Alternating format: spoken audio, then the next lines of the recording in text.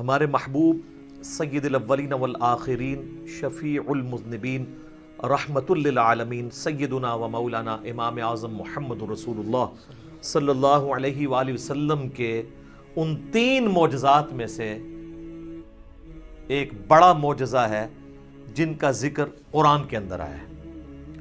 ہمارے محبوب صلی اللہ علیہ وآلہ وسلم کے 3 معجزات ایسے ہیں جن کا ذکر قرآن میں آیا، باقی بخاری اور مسلم میں تو درجنوں معجزات کا ذکر ہے، لیکن وہ 3 معجزے جن کو قرآن نے بھی بیان کیا ہے وہ سب سے زیادہ اہمیت کے حامل ہیں کیونکہ اس کا ذکر قرآن میں ہے۔ ان میں سے نمبر 1 معجزہ جسے آپ عربی میں آیاتن کہتے ہیں، اردو میں آپ معجزہ، عقل کو عاجز کر دینے والی چیز، اللہ کی نشانی، وہ ہے القرآن، جس کا ذکر سورۃ العنکبوت میں آیا کہ یہ نبی علیہ السلام کا واحد معجزہ ہے جس کی بنیاد پہ دعوی نبوت ہے، اور بخاری اور مسلم میں بھی کئی احادیث اس کو سپورٹیو ہیں۔ ایک وہ مشہور حدیث ہے بخاری اور مسلم کی کہ اللہ تعالیٰ نے ہر نبی کو کوئی نہ کوئی معجزہ دیا تھا، اور مجھے اللہ نے وحی یعنی قرآن کا معجزہ دیا ہے۔ میں اللہ سے امید کرتا ہوں سب سے زیادہ متبعین قیامت والے دن میرے ہوں گے، کیونکہ میرا معجزہ سب سے زیادہ یونیک ہے، یعنی کتاب کا معجزہ۔ اور دوسرا معجزہ آپ صلی اللہ علیہ وآلہ وسلم کا جو قرآن میں ذکر ہوا وہ شق القمر کا واقعہ ہے، جو سورۃ القمر کے سٹارٹ میں ہی آتا ہے، اقتربت الساعہ، قریب آ گئی قیامت، وانشق القمر، اور شک ہو گیا چاند۔ اس کانٹیکسٹ میں بخاری و مسلم میں کئی احادیث ہیں کہ نبی صلی اللہ علیہ وآلہ وسلم کے مبارک زمانے میں چاند 2 ٹکڑے ہوا تھا اور پھر دوبارہ سے جڑ گیا۔ تو یہ وہ دوسرا معجزہ ہے جس کا ذکر قرآن کے اندر آیا۔ اور تیسرا معجزہ ہے معراج النبی صلی اللہ علیہ وآلہ وسلم کا معجزہ۔ اس کی کوئی تاریخ ہمیں احادیث کی کتابوں میں نہیں ملتی، نہ کوئی مہینے کا پتہ ہے، یہ اندازہ ہی ہے، بہرحال ہمیں اس سے کوئی غرض نہیں ہے۔ اگر کوئی سمجھتا ہے کہ معراج کا مہینہ ہے اور 27ویں رات ہے اور اس اعتبار سے اس مہینے کے اندر اس واقعے کو یاد کیا جاتا ہے تو اس میں کوئی ایسا مسئلہ نہیں ہے، بشرطے کہ اس میں قرآن و سنت سے جو چیزیں ثابت ہیں وہ بیان کی جائیں، قصے کہانیاں بیان نہ کی جائیں جو اکثر قصے اور کہانیاں بیان کی جاتی ہیں۔ تو یہ 3 معجزات ہیں جن کا ذکر اللہ تعالیٰ نے قرآن میں فرمایا ہے، اس میں ٹاپ آف دا لسٹ قرآن، اس کے بعد شق القمر والا یعنی چاند کے 2 ٹکڑے ہونے والا معجزہ، اور تیسرا معجزہ آپ صلی اللہ علیہ وآلہ وسلم کی معراج۔ اور یہ بھی یاد رکھیں یہ جو معراج ہم عموماً بولتے ہیں یہ بھی غلط العام ہے، اصل میں اس معجزے کا نام ہے الاسراء والمعراج۔ نبی صلی اللہ علیہ وآلہ وسلم کا رات کا زمینی سفر الاسراء اور المعراج، اور پھر آسمانی سفر۔ پاک ہے وہ ذات جو اپنے بندے کو لے گئی راتوں رات مسجد حرام سے مسجد اقصی، ایک دور کی مسجد تک، جس کے ارد گرد برکتیں رکھی ہیں تاکہ ہم اپنے اس بندے خاص کو اپنی قدرت کی نشانیاں دکھائیں۔ الاسراء رات کا سفر، بیت اللہ سے لے کر مسجد ایلیا، یروشلم، بیت المقدس، یہ تینوں نام ایک ہی مسجد کے لیے، اور بعد میں وہاں پہ مسجد بھی بن گئی حضرت عمر کے دور میں، اس کا نام پھر مسجد اقصی رکھا گیا۔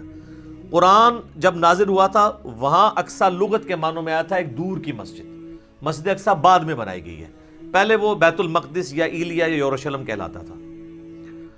تو یہ ہے الاسراء، اور پھر وہاں سے آپ صلی اللہ علیہ وآلہ وسلم کو ایک براق پہ سوار کر کے آسمانوں کا سفر کروایا گیا 7ویں آسمان تک، اور پھر سدرۃ المنتہا، اس کا نام ہی ہے سدرۃ المنتہا، جہاں پہ مخلوق کی انتہا ہو جاتی ہے وہاں تک، اسے ہم کہتے ہیں المعراج، یعنی اونچائی کا سفر آپ صلی اللہ علیہ وآلہ وسلم کا۔ اور اس کا ذکر جو ہے وہ سورۃ النجم، سورت نمبر 53 میں آیا ہے، جس میں وہ مشہور آیت بھی آتی ہے فَكَانَ قَابَ قَوْسَيْنِ أَوْ أَدْنَىٰ، جس کے اوپر انشاءاللہ میں ڈسکشن بھی کر دوں گا۔ یہ یاد رکھیے گا میرے بھائیو، الاسراء والمعراج یہ پیورلی آپ صلی اللہ علیہ وآلہ وسلم کا جسمانی پلس روحانی سفر ہے، یہ کوئی خواب کا واقعہ نہیں ہے، کوئی روحانی ایکسپیرینس نہیں ہے۔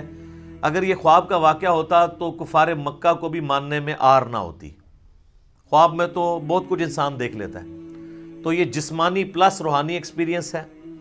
اور اس کے ساتھ یہ بھی یاد رکھنا ہے کہ اس کا موڈ برزخی ہے، یعنی اس کو اس دن کوئی دیکھ کے آبزرو نہیں کر سکتا تھا، الا یہ کہ اللہ نے کوئی ایک خاص منظر کسی کو دکھا دیا وہ الگ بات، ورنہ یروشلم میں آلموسٹ 1 لاکھ کے قریب انبیاء جمع ہوئے، صحیح مسلم میں آتا ہے، یہاں تک کہ آپ صلی اللہ علیہ وآلہ وسلم نے فرمایا کہ مجھے جبرائیل علیہ السلام نے تمام نبیوں کا امام بھی وہاں پر بنایا، اور بیسیکلی یہ اس لیے کروایا گیا جو سورہ آل عمران میں آیا تھا نا کہ اللہ تعالیٰ نے انبیاء کی ارواح سے عہد لیا تھا کہ اگر میں تمہیں حکمت دوں، نبوت دوں، اور پھر میرا کوئی پیغمبر تم میں آ جائے تو تم نے اس پیغمبر کی تصدیق کرنی ہے، جس طرح کہ یحییٰ علیہ السلام نے حضرت عیسیٰ علیہ السلام کی، اور نبی صلی اللہ علیہ وآلہ وسلم کی تصدیق تو سب انبیاء نے کرنی تھی، تو وہ اللہ تعالیٰ نے فزیکلی انبیاء کرام کو جو ہے وہ برزخی طور پہ وہاں پہ جمع کر کے اور آپ صلی اللہ علیہ وآلہ وسلم کے پیچھے نماز پڑھوا کے آپ کی امامت کا اعلان کروایا کہ آپ امام الانبیاء ہیں صلی اللہ علیہ وآلہ وسلم، تاکہ سورہ آل عمران کا وہ والا وعدہ پورا ہو، وہ بڑا سٹرکٹ وعدہ ہے، اس میں یہاں تک الفاظ ہیں کہ مجھ سے یہ عہد کرو کہ جب میرے پیغمبر آئیں گے تم ان پر ایمان بھی لاؤ گے، ان کی مدد بھی کرو گے، اور میرے ساتھ یہ بھاری ذمہ اٹھاؤ، میں بھی تمہارے ساتھ گواہوں میں شامل ہوتا ہوں، اور اب بھی اگر کسی نے اس عہد کو توڑا تو وہ فاسقوں میں شمار ہوگا۔ یہ اتنے سخت الفاظ انبیاء کرام علیہ السلام کے بارے میں اللہ تعالیٰ نے ارشاد فرمائے۔ تو یہ برزخی اس کا موڈ تھا۔ اچھا، یہ جو میں نے دعویٰ کیا نا کہ یہ جسمانی پلس روحانی سفر ہے، یہ کوئی خواب کا معاملہ نہیں ہے، اگرچہ خواب میں بھی آپ علیہ السلام کو معراج ہوئی، وہ الگ سے ہے۔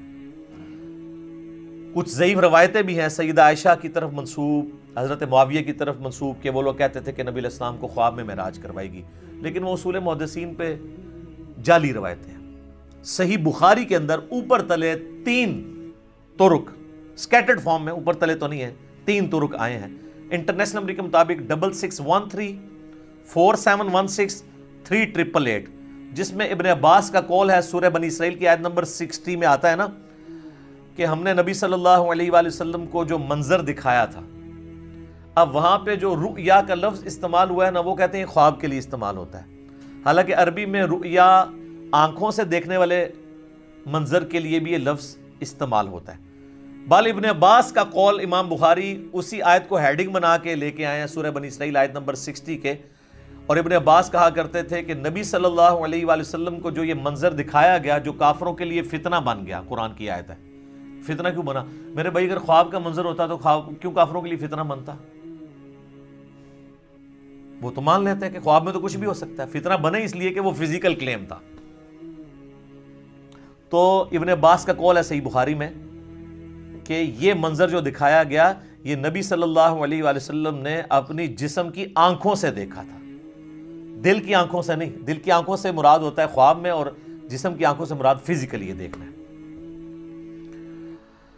میرے بھائیو، الاسراء والمعراج میں آپ صلی اللہ علیہ وآلہ وسلم کو کئی ایک مناظر دکھائے گئے، جو سورہ بنی اسرائیل کی آیت نمبر 7 جو آیت نمبر سٹارٹ میں 1 ہے، سورت نمبر 17، لِنُرِيَهُ مِنْ آیاتنا، تاکہ ہم اپنے بندے کو اپنی نشانیوں میں سے نشانیاں دکھائیں۔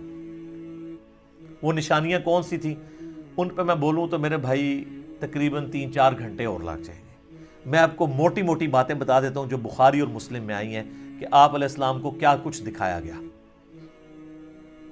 نمبر 1، سٹارٹ ہوا شق الصدر سے، آپ علیہ السلام کا سینہ چاک کیا گیا، بخاری مسلم میں آتا ہے، اور جنت سے سونے کا تشت لا کے آب زمزم کا پانی ڈال کے جبرائیل علیہ السلام نے نبی علیہ السلام کا دل جو ہے وہ دھویا۔ نمبر 2، آپ صلی اللہ علیہ وآلہ وسلم کو، چونکہ آپ مکے میں تھے، ابھی مدینہ آپ نے جانا تھا، راستے میں ایک شہر میں اتارا گیا اور جبرائیل نے کہا کہ یہ طیبہ ہے، مدینہ، جو آپ کا مسکن عنقریب بننے والا ہے ہجرت کے بعد۔ حضور کو اس وقت تک نہیں پتا تھا کہ یہاں سے تو میری دعوت جو ہے وہ ایسی لانچ ہوگی کہ رومن اور پرشین امپائر بھی کچھ نہیں جائیں گے۔ نمبر 3، پھر آپ کو کوہ طور پہ لے جایا گیا، انبیاء کے مقامات پہ۔ سب سے پہلے نبی علیہ السلام کا اپنا مسکن، اس کے بعد پھر طور سینہ کے اوپر، اور کہا گیا کہ یہ وہ ہے جہاں پہ اللہ تعالیٰ نے حضرت موسیٰ علیہ السلام سے کلام کیا تھا۔ نمبر 4، بیت اللحم لے جایا گیا۔ بیت المقدس میں ایک جگہ ہے جہاں پہ حضرت عیسیٰ علیہ السلام کی ولادت ہوئی تھی، تو وہ جگہ بھی دکھائی گئی۔ لہٰذا اس سے امام نے تیمیہ کے اس عقیدے کا رد ہوا کہ انبیاء کی جو بیٹھنے کی جگہ ہیں ان کا وزٹ کرنا یہ نعوذ باللہ کوئی بدعت ہے، نبی علیہ السلام کو تو خود کروائی جا رہی ہے یہ ساری چیزیں۔ الحمدللہ. اور صحیح بخاری میں اوپر تلے 10 احادیث ہیں کہ عبداللہ بن عمر اپنے سفر حج کے دوران ان جگہوں پر نماز پڑھا کرتے تھے جہاں پہ نبی علیہ السلام کے ساتھ جب انہوں نے سفر کیا تھا تو جہاں جہاں اتر کے نماز پڑھی تھی. تو اس میں امام بخاری نے باب باندھا ہے کہ نبی علیہ السلام کی جگہوں کو تلاش کر کے وہاں پہ نماز پڑھنا. حتیٰ کہ مسند احمد میں آتا ہے کہ وہ اس جگہ پہ پیشاب بھی کرتے تھے جہاں نبی علیہ السلام نے اپنے سفر حج میں پیشاب کیا تھا.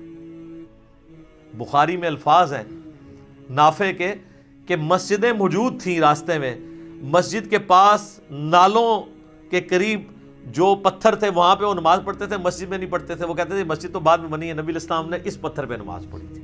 یہ اتباع سنت کا جذبہ تھا. تو ظاہر نبی علیہ السلام سے لیا.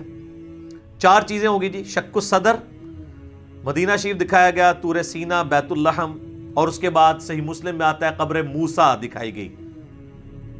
نبی علیہ السلام کہتے ہیں میں نے سرخ ٹیلے کے پاس موسیٰ علیہ السلام کو ان کی قبر میں نماز پڑھتے ہوئے دیکھا, اور اگر میں گزروں میں تمہیں وہ قبر بھی دکھا سکتا ہوں.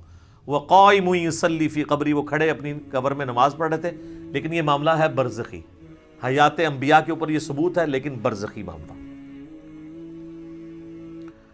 اس کے بعد آپ صلی اللہ علیہ وآلہ وسلم کو بیت المقدس میں انبیاء کی امامت کروائی گئی. 1 لاکھ کے قریب پیغمبروں کو جمع کیا گیا, اور جبرائیل علیہ السلام نے کہا کہ آپ ان کی امامت کروائیں. یہ صحیح مسلم میں آتا ہے.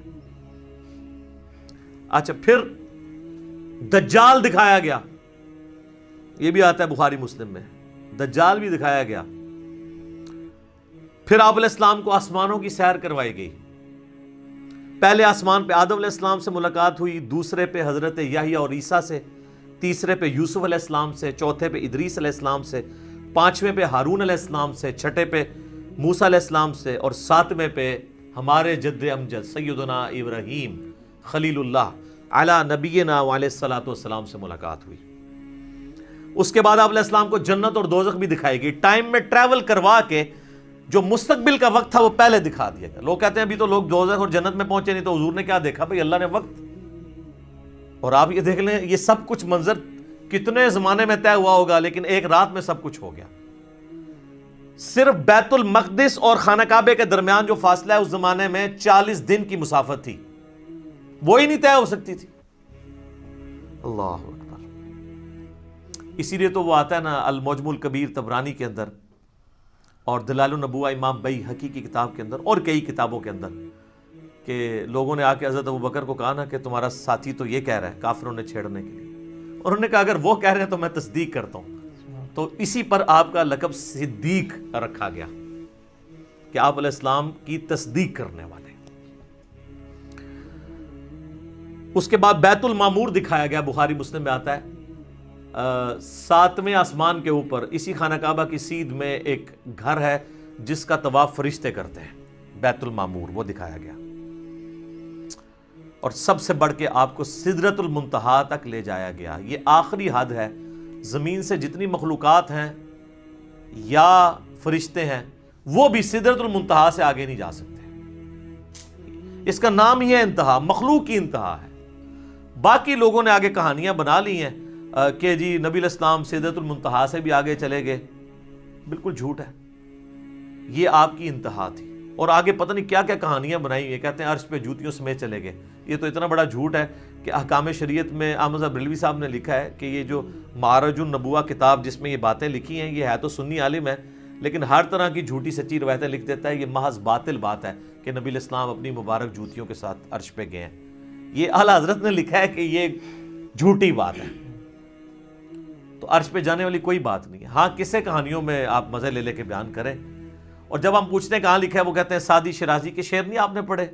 اور سدرۃ المنتہا ہی پہ اللہ تعالیٰ کی ملاقات ہوئی اپنے محبوب علیہ السلام کے ساتھ, اور سورۃ النجم میں اس کا ذکر ہے. وہاں پہ اللہ تعالیٰ نے وحی بھی کی آپ علیہ السلام کو. صحیح مسلم میں آتا ہے کہ 3 چیزیں آپ کو وہیں پہ عطا ہوئی. نمبر 1 5 نمازیں. وہ ڈیٹیل بخاری مسلم میں آتی ہے کہ 50 تھی, کم ہوتے ہوئے موسیٰ علیہ السلام کے پاس جب وہ آتے تھے نا 6ٹھے آسمان کے اوپر, تو کہتے تھے حضرت زیادہ ہیں, کم کروائیں. ایک پھیرے ہی بس اور لگنا سی, وہ کون ہی لگیا, ورنہ وہ 5 کام ہوتے 5 تک رہ گئی. پھر اس میں الفاظ ہیں بخاری مسلم میں, اللہ نے کہا کہ میرا قول بھی نہیں بدلے گا, تمہاری امت پڑھے گی 5. سورۃ الانعام میں ہے کہ ایک نیکی 10 کے برابر ہے, تو میں ان کو ثواب 10 کا ہی دوں گا. ایک کے بدلے 10 کا تو نمازیں 50 کے ثواب ملے گا، 5 کے اگینسٹ بھی۔ دوسرا تحفہ دیا گیا سورۃ البقرہ کی آخری 2 آیات، صحیح مسلم میں آتا ہے آمن الرسول بما انزل الیہ من ربہ والمؤمنون۔ سر یہ 2 آیات وہ ہیں جو اس دنیا میں نازل نہیں ہوئی ہیں، آسمانوں پہ نازل ہوئی ہیں، آسمان سے آسمانوں پہ، نبی علیہ السلام کے مبارک سینے پہ۔ اور صحیح مسلم میں آتا ہے کہ تیسری چیز جو آپ کو دی گئی کہ آپ کا جو کوئی امتی شرک نہیں کرے گا نا، میں اسے معاف کر دوں گا۔ ہائے ہائے، تو اس کو تو سپورٹو پھر قرآن میں بھی آیت ہے انہ من یشرک باللہ فقد حرم اللہ علیہ الجنہ ومأواہ النار وما للظالمین من انصار۔ بے شک جو کوئی اللہ کے ساتھ شرک کرے گا، اللہ اس گناہ کو کبھی معاف نہیں کرے گا، اس پہ جنت حرام ہے، اس کا ٹھکانہ دوزخ ہے، اور وہاں اس کا کوئی مددگار نہیں ہوگا۔ حتیٰ کہ بخاری مسلم کی حدیث ہے کہ اللہ نے ہر نبی کو کوئی نہ کوئی دعا دی تھی، اس نے اس دنیا میں ہی دعا کر لی۔ حضرت نوح نے دعا کی، اس کی وجہ سے ان کی قوم ہلاک ہوگی۔ میں نے اپنی دعا چھپا کے رکھی ہے قیامت کے دن کے لیے، میں اس دعا سے اپنی امتیوں کے لیے شفاعت کی دعا کروں گا، اور میری دعا سے ہر میرے امتی کو نفع پہنچے گا سوائے اس شخص کے جس نے دنیا میں اللہ کے ساتھ شرک کیا۔ شرک is the most sensitive issue in the sight of Allah۔ اللہ اکبر۔ تو یہ 3 گفٹ آپ علیہ السلام کو ملے، 5 نمازیں، سورۃ البقرہ کی آخری 2 آیات، اور جو شرک نہیں کرے گا اس کی مغفرت۔